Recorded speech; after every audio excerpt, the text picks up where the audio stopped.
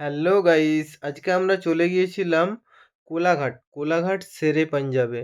তো শেরে পাঞ্জাবে গিয়ে কিছু ফুড অর্ডার করলাম। ফুড অর্ডার করার পর প্রথমেই খেয়ে নিলাম পেট পুজো।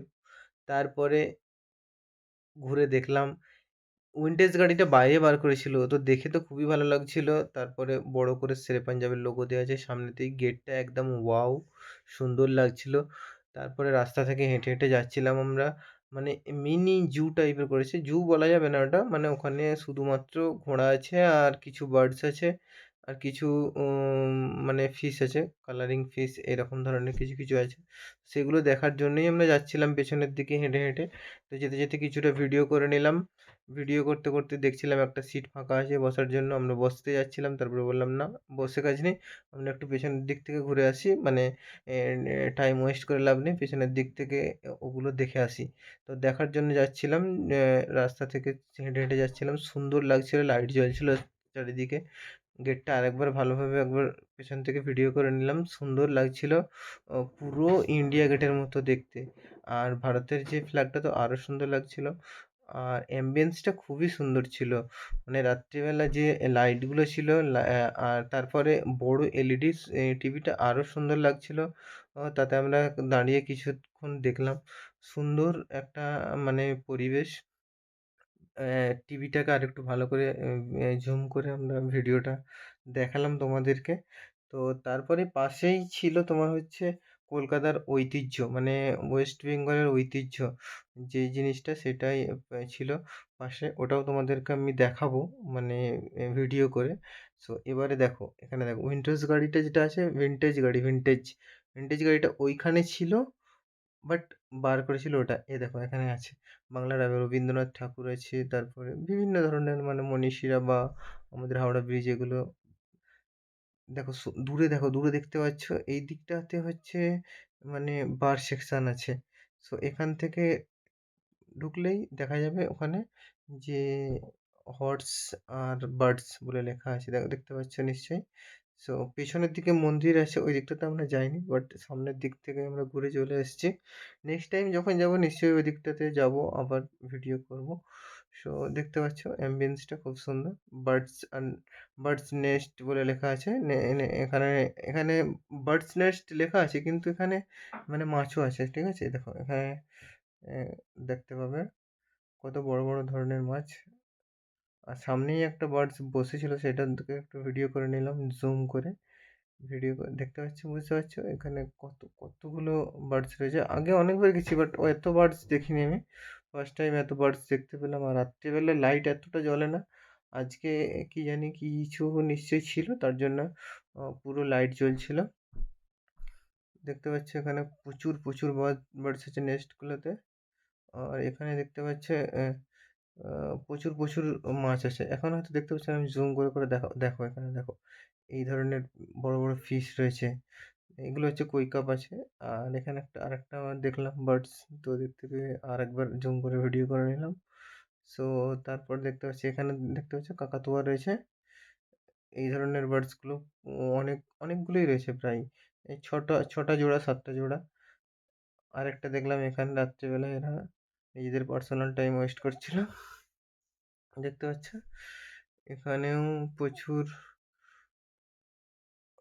এবারে আমি ফিশগুলো তোমাদের দেখাবো, দেখো এখানে রয়েছে কই কাপ, এখানে রয়েছে দেখো এটা, আর এটা অস্কার, দেখতে পাচ্ছ। অস্কার আমার অ্যাকোরিয়ামেতে যে ধরনের ফিশগুলো রয়েছে সেই ফিশগুলো এখানেও দেখতে পেলাম, অনেকটা বড় বড় সাইজ অবশ্যই আমাদের অ্যাকোরিয়ামের থেকে।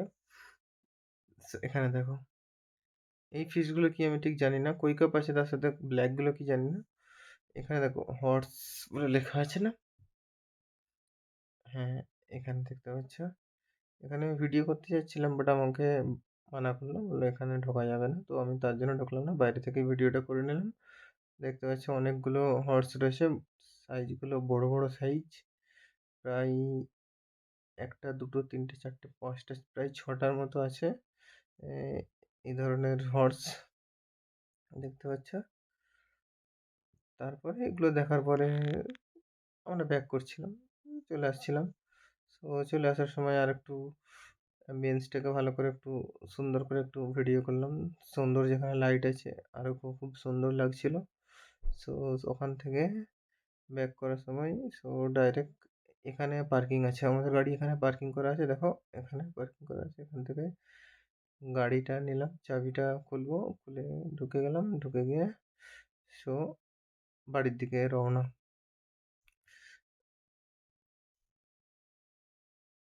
এবারে গাড়ি চালাচ্ছি আমি। চালিয়ে পুরো সোজা গেট থেকে বেরিয়ে হাইওয়ে ধরে নেবো আমরা।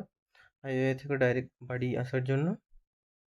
দেখতে পাচ্ছ এখান থেকে গাড়িটা ঘুরিয়ে নিয়ে সোজা রাস্তাটা কত সুন্দর লাগছে দেখো।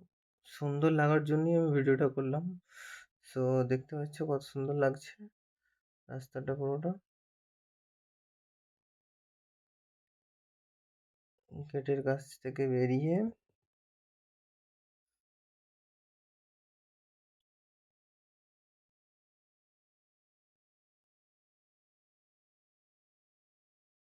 এবারে দেখো গেট থেকে বেরোবো আমরা। গেট থেকে বেরিয়ে হাইওয়েতে উঠে যাবো।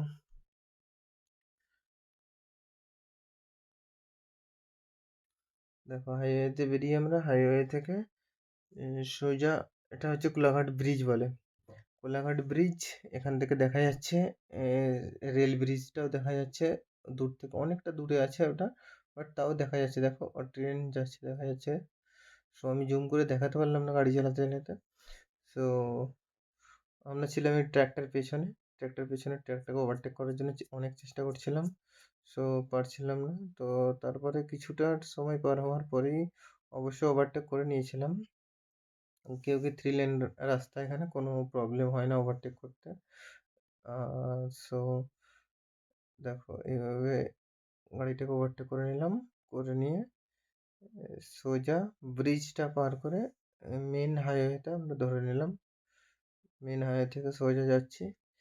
যেতে যেতে তোমার পুরো লাস্ট ব্রিজটা মোটামুটি ক্রস করে নিলাম। ব্রিজটা ক্রস করার পরে